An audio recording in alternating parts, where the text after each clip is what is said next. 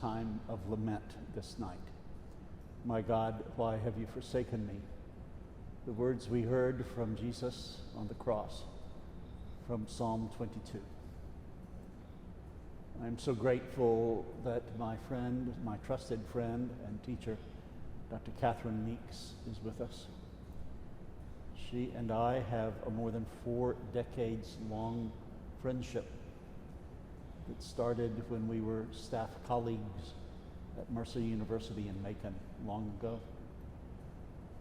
And Matthew Michael Brown, the director of music of St. Luke's, is with us to provide not only that moment of meditation, but 2 more during this hour of conversation, meditation, scripture, prayer.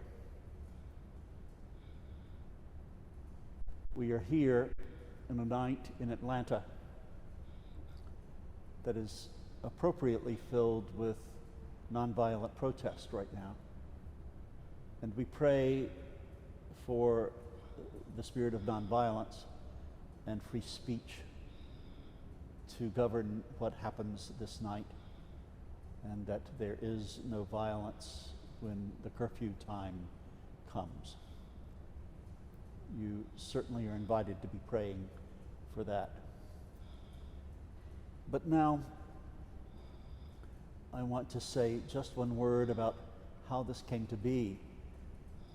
2 weeks ago, our presiding bishop of the Episcopal Church, Michael Curry, and 2 or 3 other bishops decided that June 1, today, would be a day of grieving because we had passed the 100,000 death mark from the COVID-19 crisis that also grips us.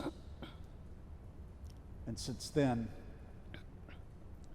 we have had horrible modern-day lynching of George Floyd. And Catherine and I, in our conversations, decided that it would be good for us to gather here and provide a context and a place for grieving. Neither of us is going to rush to package this in a bright bow of hope at the end. All of us are people of hope, and we know that we can trust on that.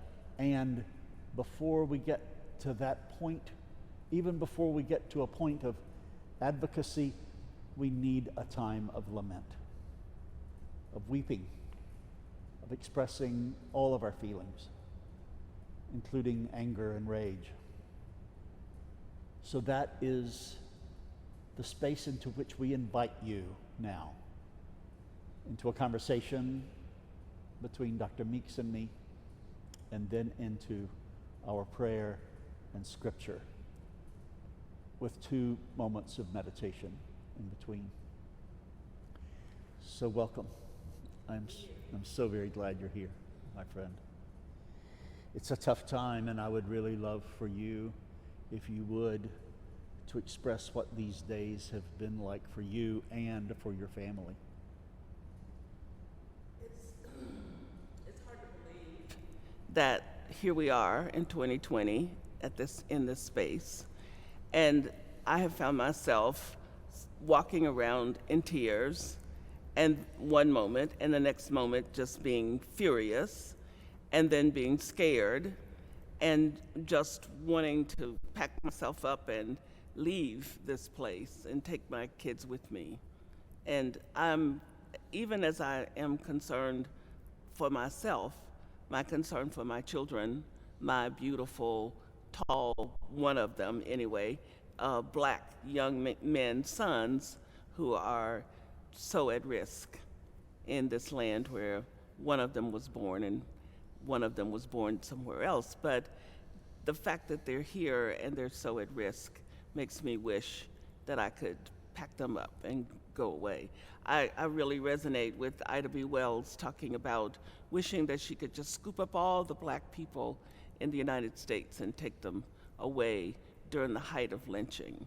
And I understand that feeling so well, because what's happening on the streets with police and killing black and brown people is lynching. Catherine, you are the director of the Absalom Jones Center for Racial Healing. I think that it would really be important for us to hear what it has been like just in the past few weeks to be leading that center. And I know that you have had and continue to have some podcasts on lament. Could you break that open for us a little bit? Well, I'm so committed to the idea of healing as opposed to reconciliation. I think that racial reconciliation is such a non-starter when it comes to the work that we've really got to do. So the idea of healing is the thing that I think we have to be working towards, so that people are actually naming what needs to be named and asking the questions that need to be asked. And this period of this pandemic on the physical body, and then also the companion pandemic of racism running together with us, has just heightened the notion that I have had all the time, that we have got to dig at the depths of this issue and stop fiddling around up on the topsoil, trying to shape things in a different way and make things look a little better. Until we do the deep digging, the healing work, we're going to keep on having these cycles. And so it makes me feel a greater sense of gravity about wanting to really know how best for the center to have a voice in the midst of this, which is why we're doing all this work on lament. Because I think that until people grieve and people hurt and people feel hopeless and helpless, and then see God's liberation in the midst of that and coming out of that, we're just going to keep on trying to do the same thing. And so you represent an institution, a community, as do I. And it would be important, because I know that we have many visitors tonight, not only members of our organizations, but also visitors from across the country, and also from across the globe, that to say that we have websites where you can go and learn about the lament podcasts you have. So if you go to the centerforracialhealing.org, that's the website, and everything is there. There are announcements about the next webinar, which is actually tomorrow evening, on lament. And then those webinars will be, there have been 3, and they are posted on our YouTube channel. So, and access to the YouTube channel can be found easily right on the homepage of the center's webpage. The Center for Racial Healing is a partnership between the Episcopal Diocese of Atlanta and Presiding Bishop Michael Curry's office. And so we offer these services to everybody and anybody everywhere, but especially to Episcopalians all over the globe. And in our last webinar, we had people from all over the globe, which was quite wonderful. Yeah. And since you've mentioned the Episcopal Church, I simply want to bring everyone's attention to the fact that the Episcopal Church has a website called Resources for Addressing Racist Violence and Police Brutality. Yes. And I was very, very much moved by the call to learn, and also to pray, and also to act. And under learning, the history of racial injustice, policing and race, becoming the beloved community, and policies and recommendations. And then under pray, scripture, litanies, sermons, music, liturgies, and under act, on systemic racism, on police brutality, and on relationship and dialogue. It is a large agenda, and we who are caring and we who try to be awake have much to learn, much to pray about, and much to act. And I simply wanted everyone to be aware of those resources. Now, Catherine, let's talk a little bit about our stories. Can you talk a little bit about your journey to this moment, from your childhood coming into finding your voice, and as some of our leaders say, your essential job in life? Yeah, it's pretty simple. I think I can sum that up pretty quickly. I feel very much now at this stage in my life that my only work really is to work for racial healing in this world for the rest of my life. And I have felt that to be a part of my vocation as teacher for a very long time. I grew up in rural Arkansas with an illiterate sharecropping father and a mother who graduated from college the same year that I graduated from high school. So Mama went to college for 18 years. And I also grew up, many people who've read any of my materials know that I grew up in the shadows of the grief, the post-traumatic stress of my father, which was the result of my brother having died from not being allowed to get medical care in the town near us because they were black and poor. And I never understood how much watching my father live with his PTSD without it being named or treated shaped my understanding of myself and myself as a person who meant to be liberated. I did not mean to be in the shape that my father was in. I made that promise to myself somewhere along the way, and I have kept that promise to be a liberated woman. And in the process of trying to become a liberated woman, I understand my call to share that with folks as much as I can and as widely as I can. So that's my work.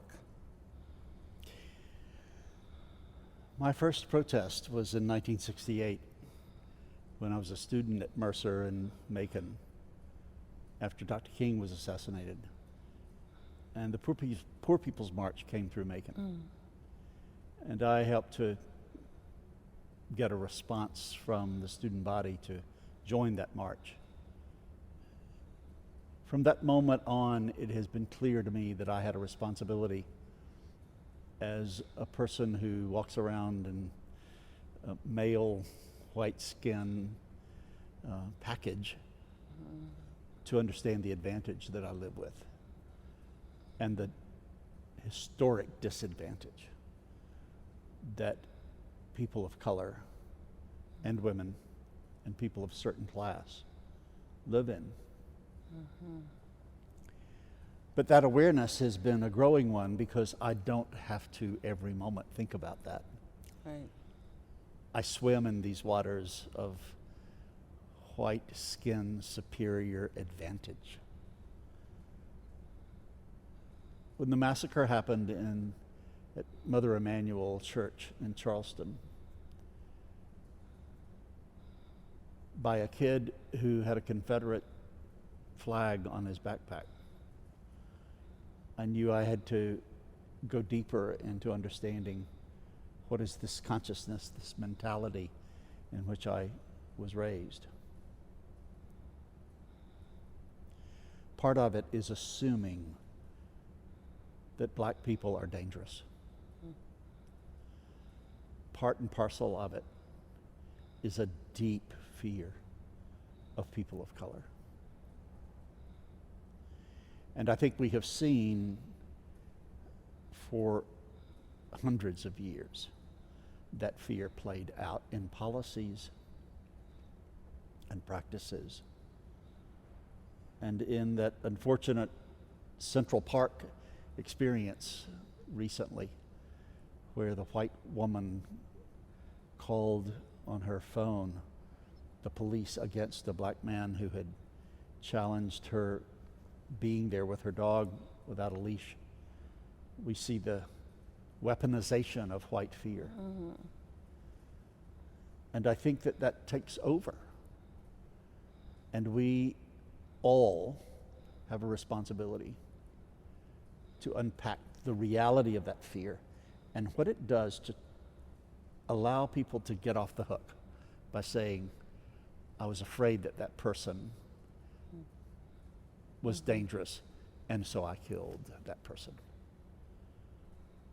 Now, you and I have a relationship based on candor. And I've sometimes told you parts of that story, and you've given me feedback. Tonight is a night of candor. So I would really love to know the impact of my having said that in this relationship and setting. Well, as I say often, I'm always glad when white people wake up and realize they have some responsibility to be real human beings in the world and care about everybody, and not to make judgments about people based on how they look. But I continue to be deeply troubled and fascinated by what makes white people tick. What makes white people think that they kind of own the world? I mean, it's in the DNA. It's just there. Even progressive white people who are trying to be awake have to stay in conversation with themselves about that issue. And if they don't, it catches up with them. And we who are people of color notice it and know that it's something to be careful about. So, as much as I love you and as much as I understand who you are and what you are, you're a white man. And when it's all said and done, you can go be a white man. And you don't have to do stuff. You don't have to be as totally connected to something as I have to be in terms of race, because you can pick it up, you can lay it down, you can take a rest. And so it's hard for me sometimes to be all right with all of that. I mean, I get angry about it. I actually say to God sometimes, what do you have to do with this? Do you like white people better than you do black people? And brown people? What's going on here? Why this advantage? Why, how did this all get started? So those are not existential questions. Those are very rudimentary, how do you get through the day kinds of questions that you need to try to understand. And I don't know any way to get white people to really understand that except for them to feel the pain of being made invisible, and of having somebody be afraid of you just because of the color of your skin when you haven't opened your mouth, you haven't done anything, and being willing to do you harm on the basis of that. And while I do agree with you about the fear, I also think that you can't hide out behind that. Right. And I think that, the culture lets white people do that because it's justified. You need to be afraid because those people are so dangerous, that those narratives are so deadly. So I don't know, Ed. I mean, how do you feel when you catch yourself not being so connected to what's going on? When you can be lost in the other parts of your life. I shudder, and I call friends. I do believe that none of us can do this alone, and we must have community. And it is very important to me to have relationships with people who are different from me,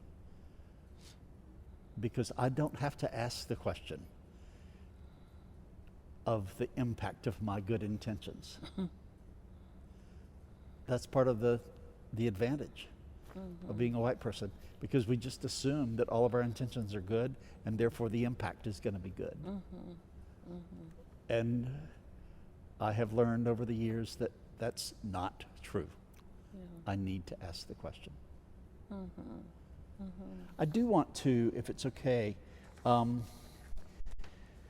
interestingly enough, 2 persons of color of this parish have independently of one another sent me an article called "Your Black Colleagues May Look Like They're Okay, Chances Are They're Not."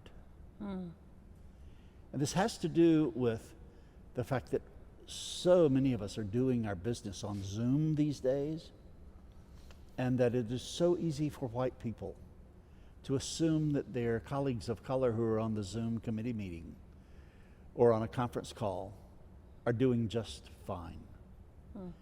And just to give you a taste, the likelihood that your black colleague lost a family member to COVID-19 is painfully high. The chances that your black colleague was triggered by the viral video of Amy Cooper because a white woman used her race and privilege and weaponized it against him is incredibly likely. The possibility that your black colleague is afraid to go for a run or terrified when her husband leaves the house, or just simply enraged by the incessant lies this country keeps telling us about equal liberties, is so high that you'll need a ladder to get it down. Black people every day take the personal trauma we all know to be true and tuck it away to protect white people who are ignorant to the fact that it's nearly impossible to keep going when your grandma won't survive coronavirus because she has serious pre-existing conditions. It's an important article, I think, for anyone who is white, who is not aware of the constant trauma involved in being a black person, being a person in black skin in this Americanized culture. And before we move on to something you've written, I just wanted to see if you had any response to that. Well, of course. I mean, we live in the skins that we've been given, and we live in this kind of double consciousness that Du Bois talked about, of course. But in the process of doing that, we learn how to manage, so we don't spend every second being turned upside down. But it's as if you have I like to liken it to when you're about to have a toothache or a headache. It's not quite there yet, but you're not quite yourself. This having to know that at any minute things can change and your race becomes the most important thing about you, more important than your education, your good heart, your love and community or whatever. Nothing matters except this color of your skin, and that can happen just in a moment, on a moment's notice. So you're always conscious about that, And white people who really want to engage at some kind of real level with black people and brown people need to be conscious about that fact and need to understand and need to not get bent out of shape when we talk about race, because we talk about race because it's at the core of our lives. And our staying on top of that conversation has everything to do with staying alive. It's not like we just relish talking about race. It's that's more of what's happening to us than anything else. So yes, I think that, but for me, another problem is it's not that the white people don't know what's going on with the black people, it's that the relationships aren't such that there's that deep sense of knowing and caring about these people that you work with, that even seeing them or not seeing them. So we have to really work on relationships being really genuine and not just kind of being window dressing. Because I think in really deep relationships, there will be some awareness of how folks are really doing. Because we'll tell you the truth and you'll ask us the question wanting to know the truth. And I'm assuming that's one of the hallmarks of what you were saying earlier about when you really are digging deep instead of digging around the surface Right. of the garden, that there is a genuine relationship Right. where there can be honesty Right. about how are you doing. And you ask questions as a white person, out of your need to become more well yourself rather than being a voyeur. Right. And that voyeuristic nonsense is just more than most Okay, of now us let's stop right here. can stand. Let's repeat that. Yes, Asking a question because you're out of genuine concern right. rather than from the voyeur perspective. Yes. Curiosity, just kind of need a little more information here or there, but it's not this kind of something in me really wants to walk with you in the space you're in, and I really want to understand better what that space is like and what that space feels like, and I'm actually probably going to keep it to myself because that's how much it means to me at the core of myself to really know who you are. And when I know that, I will hold that in my heart and not go around spreading it around trying to look like I'm somebody I'm not. As opposed to you just need a little more information so you can look cool, Yeah. or you can be politically correct, or you can just have, it's just an exercise. It's an All right. entertainment, and I've been on both sides of that conversation. So I think this is a good segue into your reading a piece that you wrote 2 days ago, Yes. if you don't mind, and then we will have some music and meditation.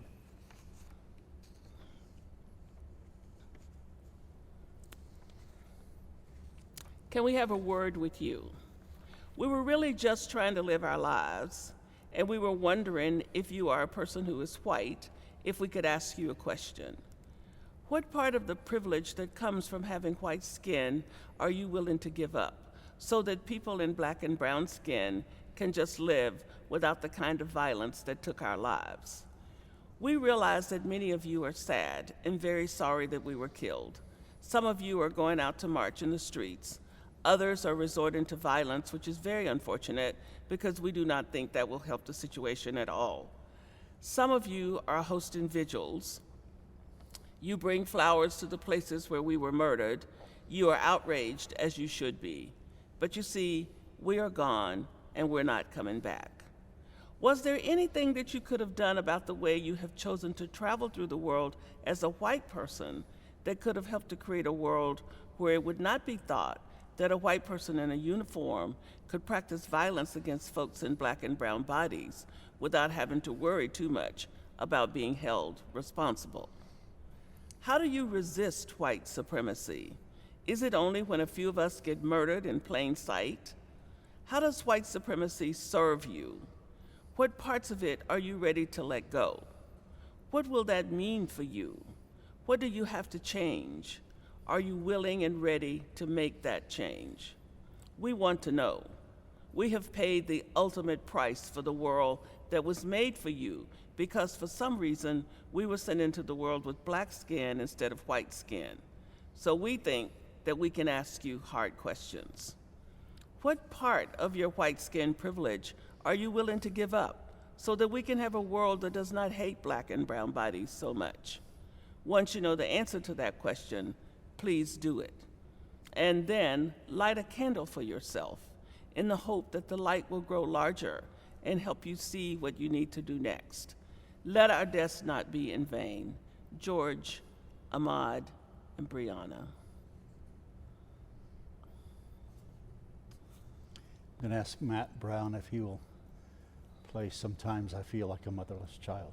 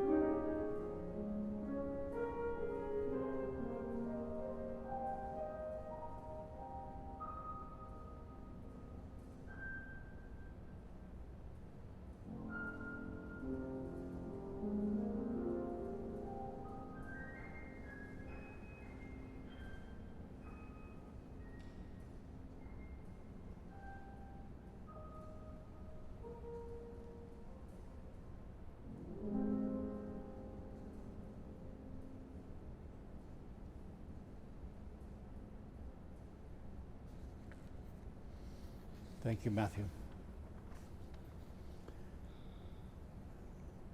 On the website where you're viewing this, there is a place where you can press and bring up Psalm 22 and the Beatitudes, and also the closing Lament litany.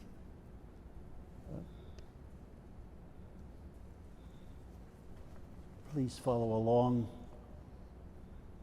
and pray the prayer that Jesus prayed from the cross,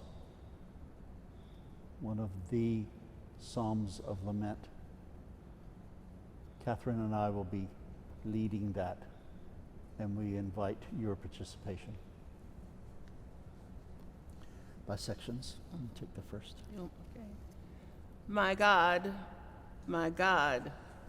why have you forsaken me? Why are you so far away, so far from saving me, so far from the words of my groaning? Oh my God, I cry all day, but you do not answer. I cry all night long, and sleep deserts me. Yet you are holy. You sit enthroned on the praises of Israel. In you our ancestors trusted. They trusted, and you delivered them. To you they cried and were saved. In you they trusted and were never disappointed. All who see me mock me. They shake their heads and they sneer. You trust in God? Ha! Let God save you now. If God is your friend, let God rescue you. Do not be far from me, for trouble is near, and there is no one to help. My enemies are like a herd of bulls surrounding me, like the strong bulls of Bashan, closing in on me. They open wide their mouths at me, like a ravening and roaring lion. I'm poured out like water, and all my bones are out of joint. My heart is like wax. It is melted within my breast. My strength is dried up like a piece of clay pottery, and my tongue sticks to the roof of my mouth. You lay me in dusty death. A pack of dogs surrounds me. A company of evildoers encircles me. My hands and my feet have shriveled. I can count all my bones. They stare and gloat over me. They divide my clothes among themselves, and for my clothing they cast lots. Together. But you, Yahweh, do not be far away. O my help, come quickly to my aid.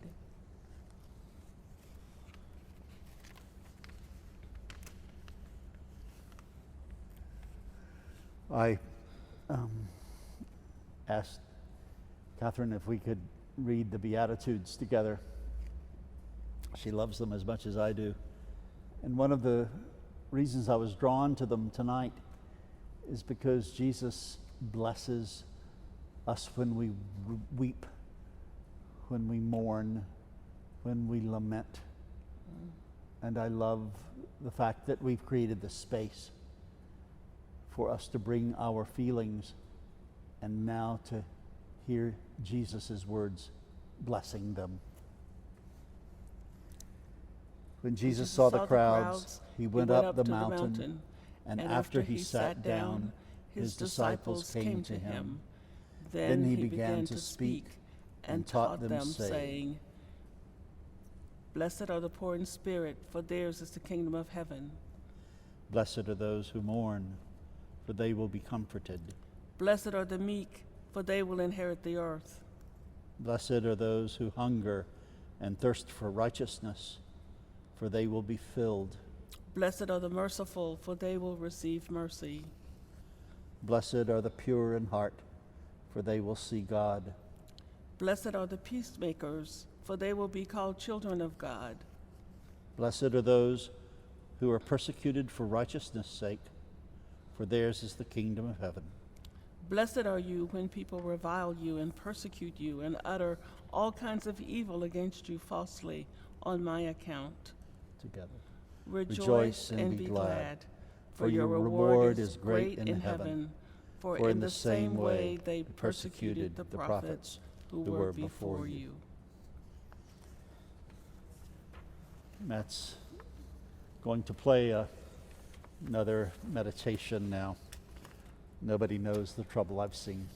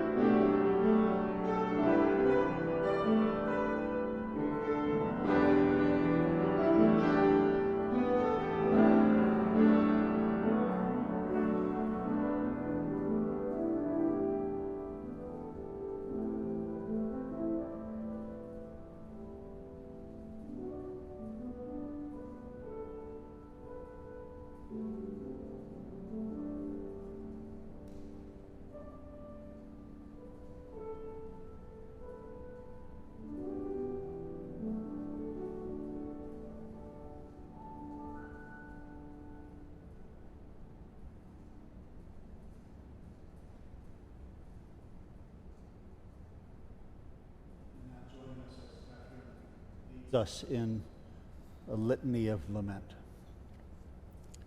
Eternal Majesty, ruler of all things, Have mercy on us. living word, light in our darkness, Have mercy on us. holy wisdom, teacher of truth, Have mercy on us. holy and blessed Trinity, one God.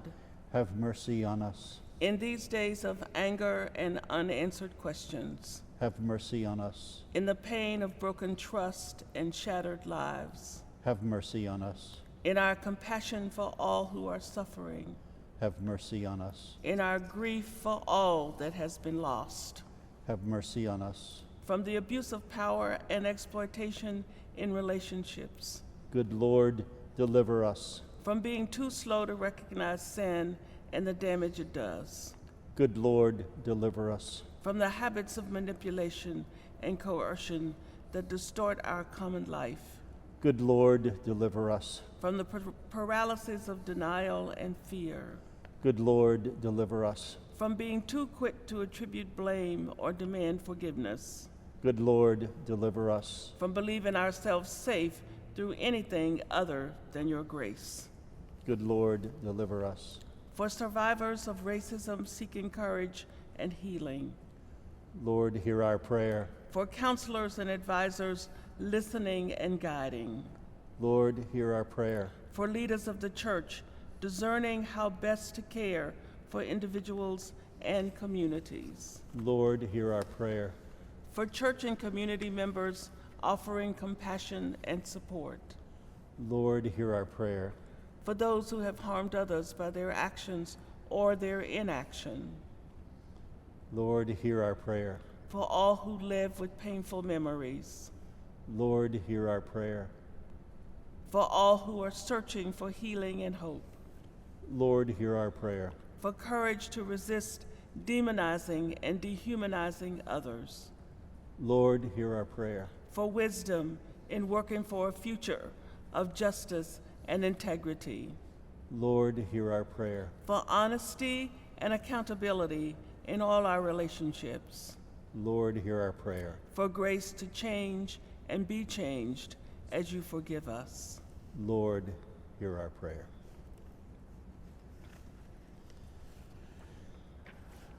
We have come to the end of our time of lament tonight. We remind you that you may have access to learn, to pray, and to act by touching base with our faith communities and organizations through our websites, and also the National Episcopal Church's resource. Please go to those places. Please stay in touch with our communities. Please try not to do this alone. Please know that we can change the storyline away from discrimination, superiority of one skin color over another, one class over another, one gender over another. We can have a different storyline. It takes lament, prayer, community, and then action and hope. We are wanting to close tonight with a marvelous composition Catherine will describe in just a second.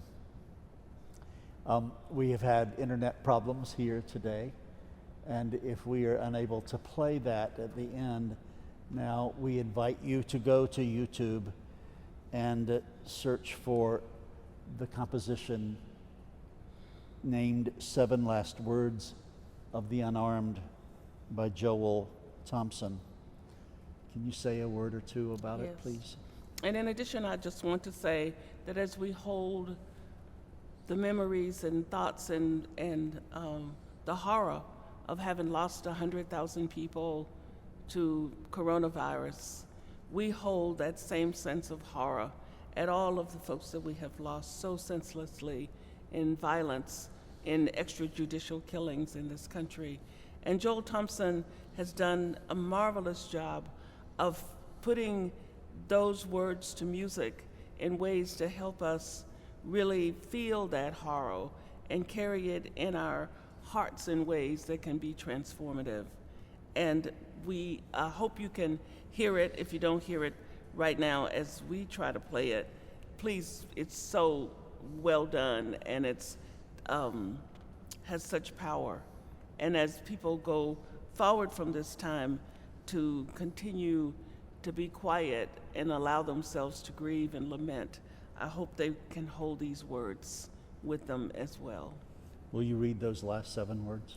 Yes. Why do you have your guns out?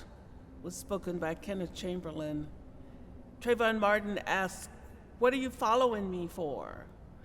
Amadou Diallo said, Mom, I'm going to college. Michael Brown said, I don't have a gun, stop shooting. Oscar Grant said, you shot me, you shot me. And John Crawford said, it's not real. And Eric Garner said, I can't breathe. And so did George Floyd say, I can't breathe. And I say, we can't breathe if we don't allow ourselves to get well. And lament will help us with that. Thank you, Catherine Meeks. Thank you, Matt Brown. Thank you all for being with us. Good night. Peace.